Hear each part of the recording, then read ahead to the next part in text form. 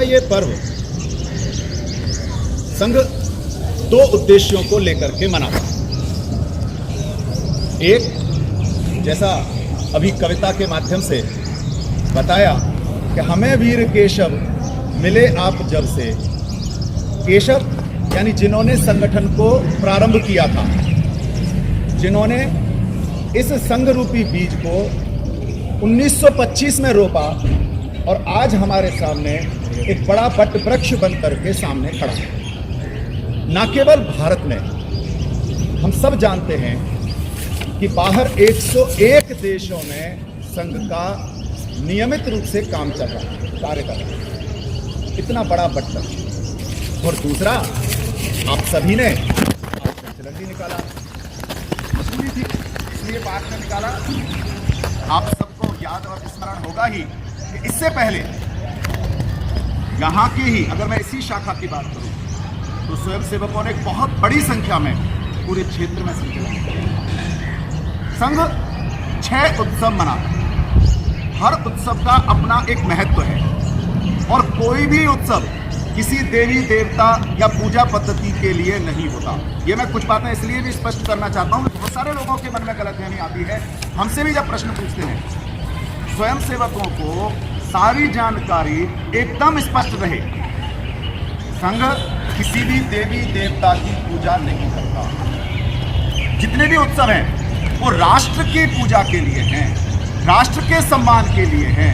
उसी सम्मान की कड़ी में, उसी शक्ति प्रदर्शन की कड़ी में ये आज का उत्सव मनाया जाता है, जिसको हम विजयदशमी का उत्सव कहते हैं। आगे बढ़ने से पहले एक बार इसकी भूमिका पर आते हैं कि ये विजयदशमी के उत्सव और ये संचलन की प्रथा कहाँ से शुरू हुई।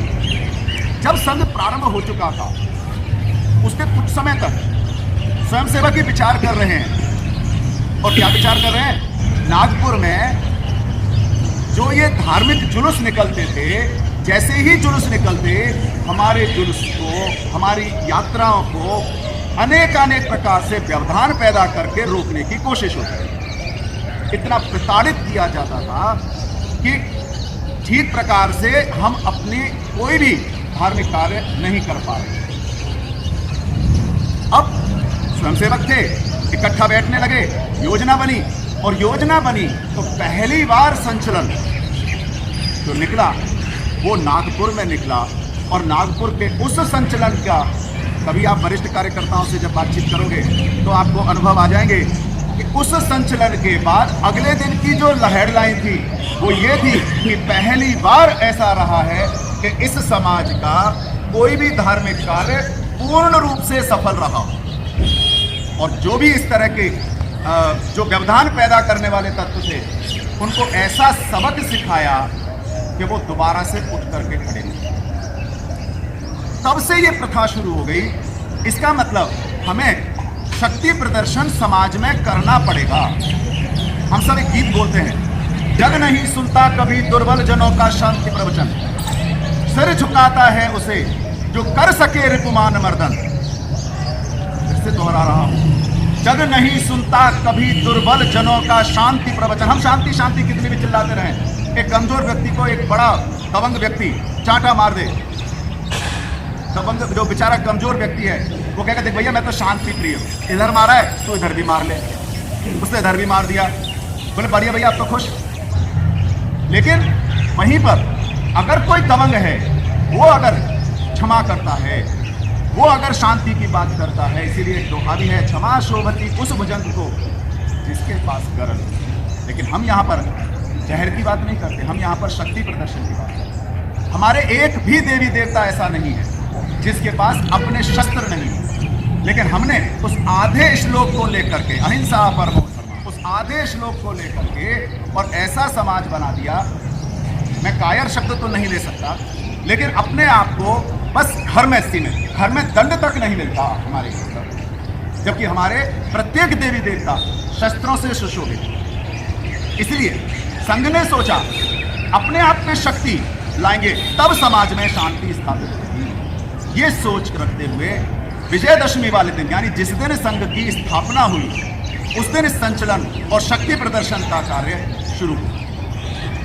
आज के दिन ही, जैसे मैंने बताया, संघ प्रारंभ हुआ, संघ ऐसे ही प्रारंभ नहीं हुआ। आप और हम जितने आसानी से कभी मन किया आ गए, कभी मन किया नहीं आए, ऐसे प्रारंभ नहीं हुआ था संघ। संघ के पीछे कितनी शक्ति लगी थी प्रारंभ करने में, और उस समय के कार्यकर्ताओं ने कितनी त्याग और तपस्या की। अगर हम एक बार संक्षेप में उसको जानें तो शायद हम सबको भी ध्यान आएगा कि आज जो अच्छी परिस्थितियां हैं, उस समय हमें संघ स्थान आने में बहुत सारे एक्सक्यूजेस, बहुत सारे बहाने हम सबके पास, हम सभी के पास, लेकिन अपॉर्चुनिटी नहीं है, कारण स्पष्ट नहीं है क्यों आना, किस लिए आना। और जब क्यों और नहीं क्लियर होता है तो फिर आने का कोई महत्व ही नहीं रह जाता, केवल फॉर्मेलिटी बंद करके प्रत्येक कार्यक्रम या संघ स्थान रह जाता है। एक छोटा सा बच्चा, गरीब घर का, मैं इसलिए बता रहा हूं कि हमारे यहाँ जितने भी महापुरुष हुए हैं सब सामान्य परिवारों के थे, कोई बड़े अवतारी नहीं थे कि उन्होंने अवतार ले लिया और समाज जागरण कर दिया, क्योंकि वो तो दिव्य शक्ति साथ लेकर के आए थे। दिव्य शक्ति यहीं से पैदा होती है व्यक्ति के अंदर, अगर व्यक्ति सच्चे मन से समाज का कार्य करना प्रारंभ करे, दिल में राष्ट्र के प्रति प्रेम भरा पड़ा। इसके लिए जैसे ही वो छोटा सा बच्चा स्कूल में लड्डू बट रहे हैं, यहाँ से शुरुआत होती है। आज स्कूलों में लड्डू बट रहे हैं, कौन बच्चा पूछेगा जी क्यों दे रहे हो? अरे एक ही जगह वो तो कोशिश करेगा पीछे रख करके जी दूसरा और दे दो। बड़ी मुश्किल से लड्डू स्कूलों में बटते हैं, आजकल तो बंद हो गए, है ना। तो जब लड्डू बटे तो उन्होंने पूछ लिया उस बच्चे ने, स्कूल के छोटे से बच्चे ने, सर जी ये लड्डू क्यों बांटे? बोले तू चुप कर, उन्हें पता था कि ये खुरापाती बालक है और मेरी खोपड़ी खाए। ऐसा होता है ना कई बार स्कूलों में। नहीं गुरु जी पहले बता दो कि ये लड्डू क्यों बांटे। तब बताया कि रानी विक्टोरिया यानी अंग्रेजों की महारानी जो हमारे देश पर राज्य कर रही है, उसको राज्य करते करते 60 वर्ष हीरक जयंती, डायमंड जुबली मना रहे हैं, इस खुशी में ये लड्डू बटते हैं। उस बच्चे ने एक ही प्रश्न किया था, सर जी क्या ये हमारे लिए खुशी की बात है? और ये कह करके उसने वो लड्डू जश्न लिया।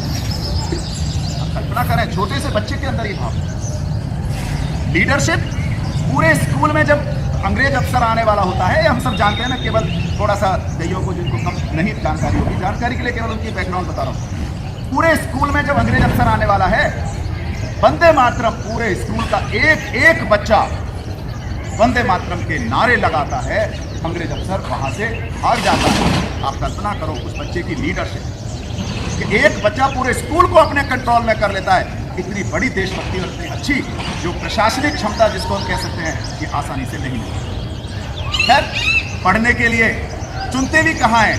कलकत्ता। जो भी क्रांतिकारी वहाँ हुए सब बंगाल से, कलकत्ता की साइड से वहाँ जाते हैं, योजना बना करके वहाँ पढ़ाई करते हैं। और पढ़ाई भी कैसी, जो मैं हर विद्यार्थी से कहता हूँ, और हमारे सभी स्वयंसेवक भी इस मामले में ध्यान देते हैं, पढ़ाई में टॉप, गोल्ड मेडलिस्ट, और क्रांतिकारी कामों में नंबर 1। ऐसा प्रदर्शन हर क्षेत्र में करना, केवल एक क्षेत्र में नहीं। शाखा तो नियमित आ रहे हैं, पढ़ाई में फेल, घर वाले क्या कहेंगे? बेकार है। पढ़ाई में टॉप करना है जी, मुझे तो पढ़ाई बहुत करनी है इसलिए मैं शाखा नहीं आ सकता, यह भी बहानेबाजी। किस तरह से हम नियमित रूप से योजना बना करके ये सारे कार्य करें, जिससे कि हमारा मस्तिष्क भी ठीक रहे, शरीर स्वस्थ रहे, तभी तो ज़्यादा अच्छा हम पढ़ पाएंगे, ज़्यादा सीख पाएंगे।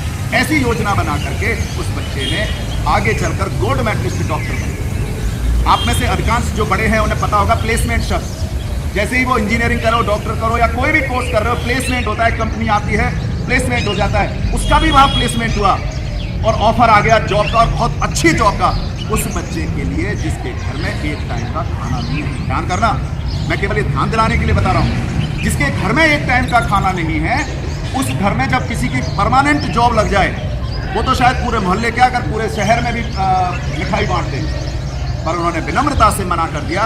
बोले मैंने पढ़ाई इसलिए की है जिससे कि मैं अब समाज का काम प्रामाणिकता से कर सकूं और ये बता सकूं कि आप पढ़ाई करो, लेकिन उस पढ़ाई का सदुपयोग समाज के उपयोग में लगा। और उन्होंने विनम्रता से वो नौकरी को बना आकर के नागपुर और फिर से समाज का कार्य शुरू कर दिया। उस समय गांधी जी और कांग्रेस बड़े लेवल पर, इतना ओजस्वी भाषण, जेल हो गई। जेल हुई तो जब कटघरे में खड़े थे तो जज ने पूछा कि भाई तुमने ऐसा ऐसा कुछ कहा था। उन्होंने कहा नहीं जी मैंने तो ऐसा कुछ नहीं, पर मैंने तो ऐसा कहा था। उन्होंने जो पलट करके बोला तो जज बोला अगर तुम्हारी सफाई इतनी कठोर है ना, तो इसी बिहाफ पर ही आपको जेल भेजना ही पर्याप्त है, वो जरूरी नहीं है तुमने कब क्या कहा। इतना बड़ा उन्होंने अंग्रेजों के खिलाफ अपना प्रदर्शन किया, पर यहां से उनकी दिशा बदली, जेल गए, 1 साल जेल रहे। शिवाजी को पढ़ा, मैं हर विद्यार्थी से भी कहता हूं और अपने हर स्वयंसेवक बंधुओं को भी मैं बार बार कहता हूं, अगर जीवन में तरक्की करनी है, शिवाजी के चरित्र को पढ़ो। सीरियल नहीं देखना, इन सीरियलों ने सबसे ज्यादा बर्बाद हमारे इतिहास और संस्कृति को किया, चाहे वो धार्मिक रूप से चल रहे हो, चाहे वो हमारे सांस्कृतिक रूप से चल रहे हो। इतिहास को ही तोड़ मरोड़ दिया सारा। शिवाजी को पढ़ लो, आपके जीवन में चाहे पढ़ाई के मतलब है, चाहे काम का मतलब है, चाहे किसी भी क्षेत्र में हो, बहुत तरक्की है। हमारे डॉक्टर हेडगेवार जी ने शिवाजी का अध्ययन किया, वहां से उन्होंने योजना बनाई, और जब जेल से बाहर आए तब सुभाष चंद्र बोस के साथ एक मीटिंग की चर्चा में आप सबको जरूर करूंगा। 2-3 प्रश्न हुए थे। सुभाष चंद्र बोस बैठे हैं, कांग्रेस की सारी टीम बैठी है, क्योंकि ये भी प्रमुख दायित्व पर थे, ये भी वहां थे। प्रश्न आया कि आज अगर देश की आजादी मिल भी गई देश को, तो क्या हम संभाल पाएंगे? क्योंकि उस समय तक देश में ऐसी ऐसी घटनाएं हो चुकी थी, देश के टुकड़े टुकड़े करने के लिए जो आज चल रहा है षड्यंत्र, ऐसा षड्यंत्र उस समय भी शुरू हो चुका था, और इतने गहराई से शुरू हो चुका था कि खुद सुभाष चंद्र बोस के ये शब्द थे, जो उस समय अध्यक्ष थे। बोला जी, इसको हम संभाल नहीं सकते। अगर आज देश आजाद हो जाए, मान लो, हम किसी भी सूरत में नहीं संभाल सकते, क्योंकि इतने सारे वर्ग भेद, वर्ण भेद और इतने सारे विभाग हो चुके हैं हमारे समाज में कि आज हम इस समाज को इकट्ठा नहीं हो सकते, नहीं कर सकते, और हम इसको संभाल ही नहीं सकते आजादी। बोले इसका उपाय क्या है? दूसरा प्रश्न, उपाय क्या है? उपाय में क्या आया कि अगर ये समाज, अब जिसका एक गीत में शब्द आया था हिंदू शब्द, हिंदू किसे कहते हैं? माननीय मोहन जी भागवत का कभी छोटी सी वीडियो क्लिप है, वैसे तो बहुत सारी चीजें हैं, पर संघ के बारे में भी, हिंदू शब्द के बारे में जिस तरह से प्रचार और प्रसार होता है, आप और हम भी ज्यादातर व्हाट्सएप खेलते हुए उसी भावनाओं में बह जाते हैं। हिंदू यानी जो भारतीय जीवन पद्धति को अपनाते हुए इस राष्ट्र को अपना राष्ट्र समझे। अगर मेरे से कोई कहे पूजा पद्धति को हिंदू कहते हैं, तो हम में से बहुत सारे घर ऐसे होंगे जहां पर पूजा पद्धति नहीं होती है। शाकाहारी को कहेंगे, बहुत सारे ऐसे घर हैं जहां पर शाकाहारी या वहां पर भी मांसाहार का उपयोग होता है, आधिकारिक रूप से भी होता है। अगर आप कहोगे नहीं जी मुझे तो मूर्ति पूजा करनी है, तो आपको शायद जानकारी होगी ही, कई समाज हमारे यहाँ ऐसे हैं जो मूर्ति पूजा में विश्वास ही नहीं करते, जैसे आर्य समाज पहले नंबर पर। किसको कहें? इसका मतलब क्या है? मेरी जीवन पद्धति, मेरा धर्म, मेरा कर्तव्य, ये हिंदू धर्म है। किसी जाति, पंथ, संप्रदाय का इससे कोई लेना देना नहीं। ये बार बार संघ के बड़े क्लियर है, लेकिन हमारा एक दोष है, हम लोग सुनते ज्यादा हैं, वो भी किनकी, जो हमारे कहीं और जो इस तरह का प्रचार करते हैं, और हम उसको आधिकारिक भी मान लेते हैं, लेकिन अध्ययन नहीं करते, ऑथेंटिक बुक नहीं पढ़ते, जो अधिकृत पुस्तकें हैं। तो वहां से जब ये विषय आया कि ये समाज अगर इकट्ठा नहीं हुआ तो देश आजादी का कोई महत्व नहीं है, तो क्या इकट्ठा हो सकता है?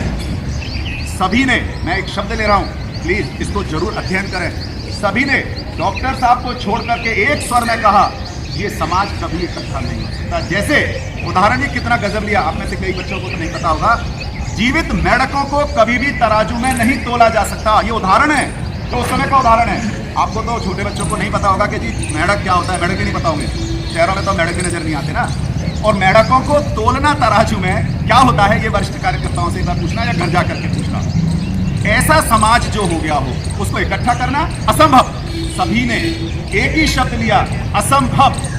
तब परम पूजनीय डॉक्टर केशवराव बलिराम हेडगेवार ने खड़े होकर के शपथ ली, मैं अपने पूर्वजों को सामने लाते हुए ये शपथ लेता हूं कि जब तक इस समाज को इकट्ठा नहीं कर लूंगा मैं चैन से नहीं बैठूंगा। यहां से संघ की नींव शुरू हुई, और उसके बाद हम सब जानते हैं 1925 में संघ प्रारंभ हुआ, विजयदशमी के दिन जब संचलन निकल रहा था। एक छोटी सी घटना और आपको ध्यान दिला रहा हूं, सुभाष चंद्र बोस ट्रेन में गुजर रहे थे, उन्होंने दूर से क्या देखा कि ये सेना की ड्रेस, उस समय यूनिफॉर्म ये नहीं थी, उस समय सेना वाली ड्रेस होती थी संघ की, ये सेना की परेड कैसे निकल रही है यहाँ। तब उनके साथ जो थे बोले जी आपको ध्यान है डॉक्टर हेडगेवार? बोले हाँ हाँ हाँ, जिसने कहा था कि वो समाज को इकट्ठा करेगा। बोले जी ये उसी की सेना है। बोले मतलब? अब सुभाष चंद्र बोस ने 2 बार कोशिश की मिलने की, लेकिन दुर्भाग्यवश मिलना नहीं हो पाया डॉक्टर साहब से। लेकिन वहां पर उन्हें लगा, और तब उन्होंने मन में और उनके साथियों से कहा था, इसका मतलब जो सपना डॉक्टर साहब ने देखा है वो अवश्य पूरा। संघ आगे बढ़ा। संघ में महात्मा गांधी जी, बाबा साहब भीमराव अंबेडकर जी सहित कितने लोग वहां आए, और आकर के जो उनके विचार हैं, जो उनके वक्तव्य हैं, वो आज प्रमाणिक रूप से हैं। और इनके एक ही बात, कि जो काम महात्मा गांधी जी या बाबा साहब जिस तरह से कर रहे थे, बोले ये काम तो सहज रूप में हो गया। उन्होंने एक से पूछा गांधी जी ने, तुम्हारी जाति क्या है? बोला जी मैं तो स्वयं सेवक। दूसरे पूछा तुम्हारी जाति क्या? बोला मैं स्वयं सेवक हूँ। खाना परोस रहे हैं, खा रहे हैं, किसी की कोई जाति नहीं है, कोई पंथ नहीं है, कोई संप्रदाय नहीं है। यही तो समरसता चाहिए, यही तो सद्भावना चाहिए।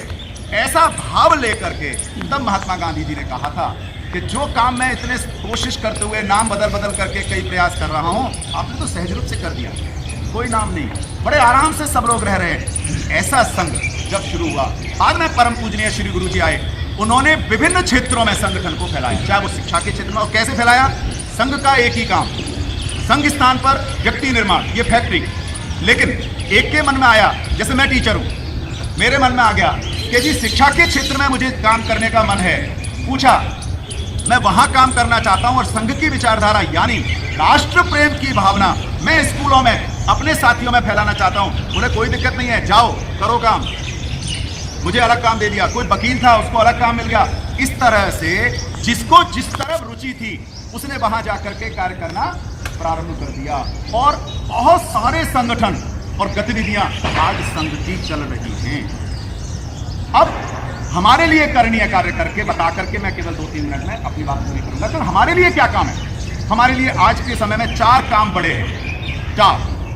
पहला, इस समय जो कोरोना महामारी हम सब जानते हैं चल रही है, स्वयंसेवकों ने ऐसे ऐसे क्षेत्रों में जाकर के काम किया है जहां पर ना सरकारी सुविधा पहुंची ना किसी और की। वहां जाकर के जिस तरह से स्वयंसेवकों ने काम किया अपने आप को सुरक्षित रखते हुए, तो पहला काम आज के समय में सबसे ज्यादा जरूरी है, अपने आप को पूर्ण सुरक्षित रखते हुए समाज के प्रत्येक क्षेत्र में जाकर के और वहां पर भी जागरूकता फैलाना और वहां पर भी सुरक्षा करने के लिए, और किसी भी भाई बंधु को अगर किसी भी तरह की सहायता की जरूरत है तो वहां आगे बढ़ करके मुझे देना। दूसरा काम, हमारी संस्कृति पर बड़ा प्रहार हो रहा है, बहुत बड़ा प्रहार हो रहा है। आप कोई भी सीरियल उठा करके देखो, ऐसा कर दिया है। और आप और हमारी सबसे बड़ी कमी क्या है? हम साथ बैठ करके खाना खाना भूल गए। और जब साथ बैठकर खाना खाना भूल गए तो ना माँ बाप संस्कार बातचीत कर पा रहे हैं, तो बच्चे कहाँ से सीख रहे हैं? बच्चे सीख रहे हैं टीवी से, या फिर स्कूलों में दोस्तों से, या फिर समाज में जाकर। उन्हें पता ही नहीं है कि हमारा धर्म क्या है, हमारी संस्कृति क्या है, हमारे लिए करणीय कार्य क्या है। वो किस पर ज्यादा विश्वास कर रहा है? जो मैसेज आ गया। एक छोटा सा उदाहरण दे रहा हूँ केवल। एक मैसेज आता है रक्षाबंधन वाले दिन, लड़की के द्वारा आता है कि हे प्रभु मुझे तो रावण जैसा भाई चाहिए, जिसने अपनी बहन के लिए लंका जलवा दी, पूरा कुटुंब का नाश कर दिया, ऐसा भाई मिलना चाहिए। कहां से आया ये मैसेज? व्हाट्सएप के द्वारा। क्या हम में से कितनों को पता है कि जो बहन थी शूर्पणखा, उसने तो बदला लिया था रावण से, उसके पति को मारा था रावण ने। कितनों को पता है? क्योंकि हम लोग पढ़ते नहीं है, क्योंकि ये मैसेज व्हाट्सएप पर नहीं आता, ये हमारे पुस्तकों में है, ग्रंथों में है, हम नहीं पढ़ते। कितनी सारी चीजें हैं, जब तक हम अधिकृत रूप से पुस्तकों को नहीं पढ़ेंगे। अब प्रत्येक देख लो, जन्माष्टमी के दिन कृष्ण के बारे में किस किस तरह के आ जाता है और हम लोग बड़े खुश होते हैं, विरोधी नहीं करते, खुश होते हैं और मैसेज को बिना पढ़े फॉरवर्ड करते। तो पहला काम, अपने अधिकृत रूप से पुस्तकें पढ़ो। रामलीलाएं चल रही थी, अब तो इस साल तो खैर नहीं चली। ऐसे ऐसे प्रसंग दिखा रहे हैं रामलीला वाले भी, जिसमें हमारे लोग लगे हुए हैं। मैं किसी और की बात नहीं कर रहा हूँ, सबसे बड़े दुश्मन हम ही हो रहे हैं। ऐसे ऐसे प्रसंग दिखा रहे हैं जिसे देख करके बच्चे बड़े सभी, अरे हाँ ऐसा ही हुआ होगा, अरे ऐसा कैसे हो गया। बहुत सारी चीजें हैं। तो मेरा एक निवेदन दूसरा, अपनी संस्कृति को बचाना है, अपने अधिकृत पुस्तकों को अवश्य पढ़ो, चर्चा करो ज्यादा से ज्यादा अपने परिवार में, अपने घर पर। और तीसरा काम, आप सब जानते हो समाज में ये जो छोटी बच्ची हो, बड़ी हो, कोई भी हो, बड़ी एज की हो या कोई बिल्कुल 2-4 महीने की हो या 6 महीने की या साल भर की, जिस तरह का समाज में नैतिक पतन हुआ है, उस नैतिक पतन के बढ़ावा जो दे रहे हैं ऐसे लोगों की पहचान करना, चाहे मेरा सगा भाई क्यों ना हो, उसको सजा दिलाना पहला काम। दूसरा, इस पर किसी भी तरह से समाज नहीं टूटे। समाज नहीं टूटे। समाज नहीं टूटे कैसे? मुझे ये तो करना है कि मेरी किसी भी पड़ोस में भी रहने वाली अगर कोई बच्ची है तो मेरी बहन है, मेरी बेटी है, उसकी पूरी सुरक्षा। ज्यादातर काम परिचित ही लोग कर रहे हैं, जैसा हम सुनने में आ रहा है। ऐसे में वो कहाँ जा रही है, कैसे कर रही है, उस पर हम अंकुश नहीं लगा सकते, लेकिन मॉनिटरिंग जरूर है। अगर हम जागरूक रहेंगे तो वो बचेगी। लेकिन समाज में जो विघटनकारी तत्व हैं वो क्या कर रहे हैं? एक वर्ग का हुआ तो उसका प्रचार प्रसार, दूसरा हुआ कुछ नहीं, एक किसी ने चाहे सच मान करके घटना हो या गलत हो, उसका इस तरह से प्रचार प्रसार कर देना कि एक समाज दोषी हो जाना, और दूसरी तरफ एक समाज से हो रहा है तो वह उस समाज को बचाने की कोशिश करते हुए वहां पर व्यक्तिगत रह जाना, ऐसा जो प्रचार प्रसार समाज को तोड़ने के लिए चल रहा है। आप और हम हर वर्ग को अपने साथ लेके चलना है। मेरे लिए चाहे वो छोटा वर्ग है, कोई छोटा बड़ा वर्ग नहीं होता, लेकिन जो समाज ने बना दिए हैं मेरे लिए सभी मेरे भाई हैं, इसलिए इन सभी को साथ लेकर के मुझे आगे बढ़ना है। सबसे बड़ा काम समाज के सभी वर्गों में रहते हुए ऐसा काम आगे करना। चौथा, ये संघ स्थान पर आकर के और इतने सारे कामों का अगर कोई एक इलाज है वो है संघ स्थान। संघ स्थान पर आकर के यदि मैंने नियमित रूप से अपनी ये साधना की तो ये सारे काम मेरे अपने भी, समाज के भी और देश के भी सब पूर्ण हो जाएंगे। अगर हमने ऐसा कुछ विचार किया। आज के दिन जब संघ की स्थापना हुई 1925 में, परम पूजनीय डॉक्टर साहब श्री गुरु जी शस्त्र पूजन के साथ आज हम संकल्प अवश्य लें कि प्रतिदिन शाखा आकर के अपने आप को सच्चा स्वयंसेवक